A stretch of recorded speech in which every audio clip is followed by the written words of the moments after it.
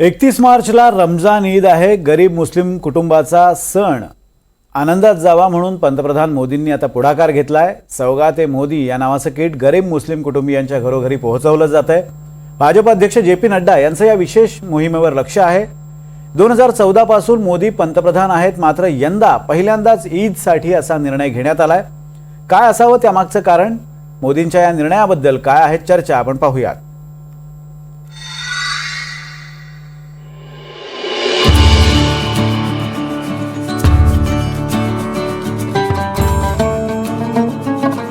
सौगात ए मोदी आणि ईदसाठी ईदी.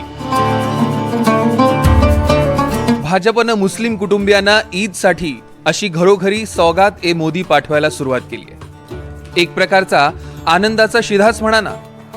मोदी सरकारनं गेल्या 10 वर्षात पहिल्यांदाच ईदला असा निर्णय घेतलाय. रमजान ईदच्या काळात गरीब मुस्लिम नागरिकांना मदतीचा हात म्हणून भाजपकडून लाखो कुटुंबांना सौगात ए मोदी किटचं वाटप सुरू करण्यात आलं.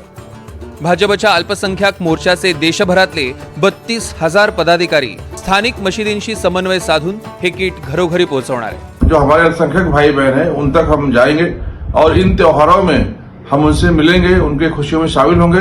और जब हम कहीं जाते हैं तो हमारी भारतीय संस्कृति की परंपरा है कि हम खाली हाथ नहीं जाते, हम लोग कुछ ना कुछ लेकर जाते हैं. तो इसीलिए हम जब जाएंगे तो हमारे जो मुखिया है प्रधानमंत्री श्री नरेंद्र मोदी जी, उनके नाम से हमने एक किट बनाया है, सौगात ए मोदी किट. वो किट लेकर जाएंगे क्योंकि प्रधानमंत्री सबका साथ और सबका विकास पर काम कर रहे हैं. और प्रधानमंत्री जी हमेशा कहते हैं कि हम 140 करोड़ भारतीयों के मुखिया हैं, उनके पालक हैं, और पालक की तरफ से जो हम लोग जा रहे हैं तो ये गिफ्ट लेकर जाएंगे, उनके खुशियों में हम शामिल होंगे.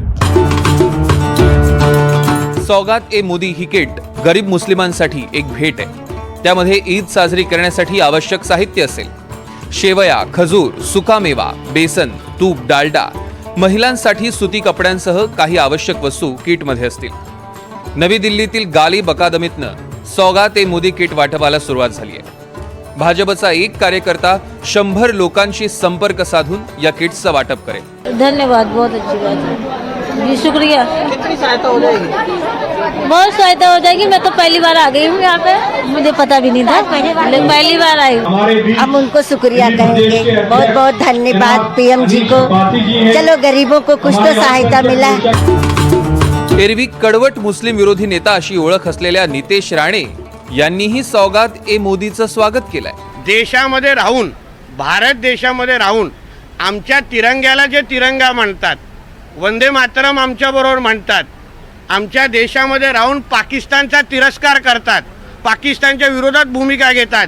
जेव्हा कोणीही आमच्या गणेश चतुर्थी, हनुमान जयंतीच्या मिरवणुकीवर जे जिहादी दगड मारतात, त्या जिहाद्यांचा जे विरोध करतात ते आमचे मुसलमान आहेत ना. आणि त्यांच्यासाठी अगर अशा पद्धतीच्या योजना आणत असतील तर त्याच्यामध्ये चुकीचं काय आहे? मी पहिल्या दिवसापासून बोलतोय. तुम्ही कदाचित काय होतं, पूर्ण भाषण नाही, आपलं आवडेल तेवढं काढावं आणि मग चालवावं, ह्यामुळे हे त्रास आहे.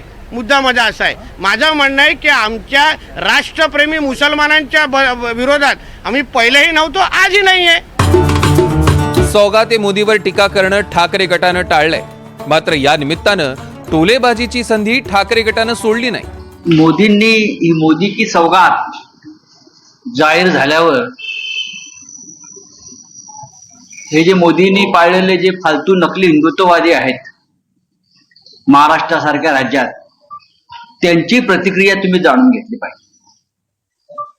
ज्यांचा उल्लेख काल आमच्या अनिल परब यांनी नेपाळी असा केला.